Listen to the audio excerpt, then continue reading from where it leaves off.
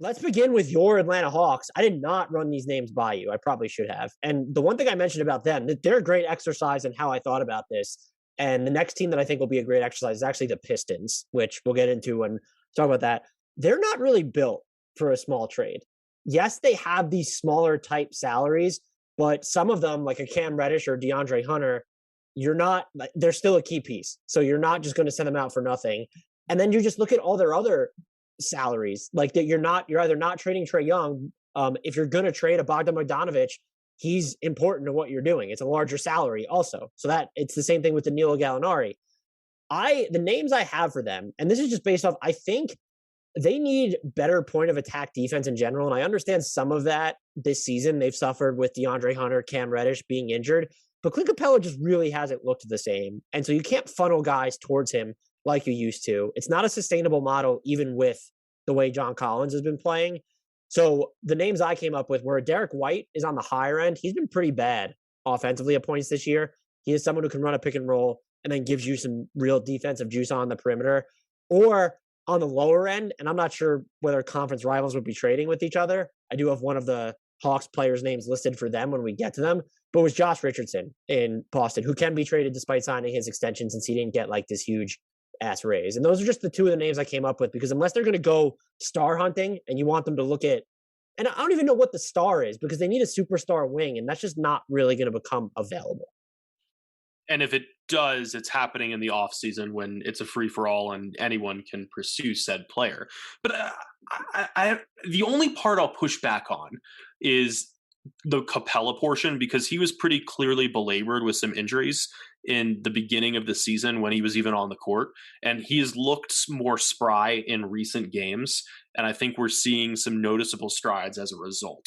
With the Hawks, even early in the season when the struggles were more pronounced, neither of us were really panicking because it was clear that this team, which had so much continuity from the previous season that resulted in an Eastern Conference Finals appearance, that there was going to be a higher level to which it would rebound.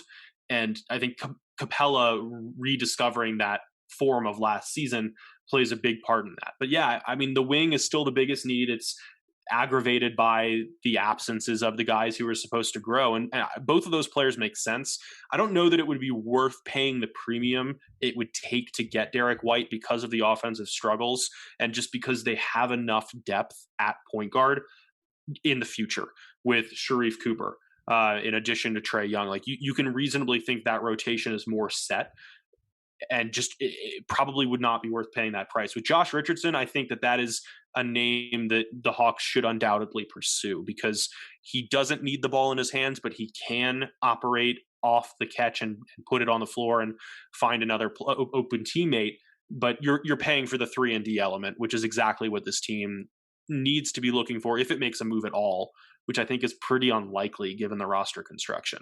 Yeah, Richardson's tough just because he's definitely dropped off over the past couple of years, but he's better this year than he was last season. And I will clarify with Derrick White is my thought process there was you're using salary anchors. So like your Gallo or your Bogdanovic, and I don't even know if I give up Bogdanovic for him, and he's been banged up. I don't think I would.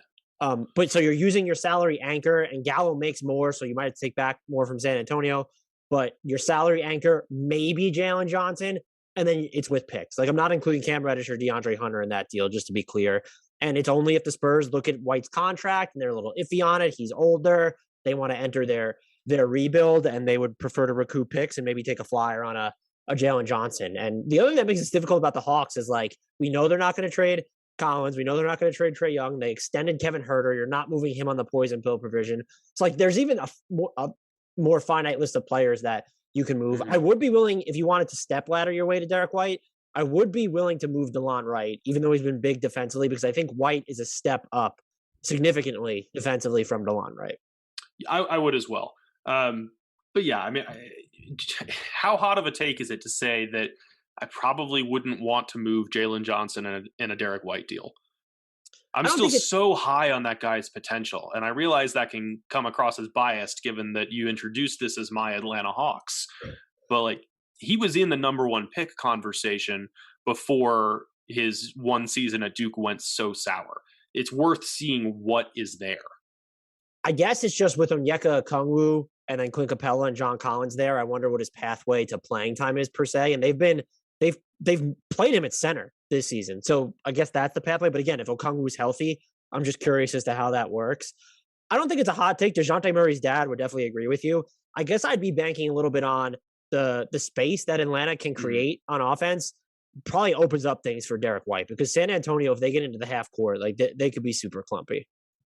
Yeah, but I think the counter argument is that if Jalen Johnson does pan out, that he's only promoting more of that space from an unorthodox position. Like that can be immensely valuable on this team with so many shooters. If you're not willing to give up Jalen Johnson in that trade, you have to view Derrick White as a severe. I just don't think it's going to happen. Yeah. Well, I don't think any of these are going to happen. These are just my thought exercises.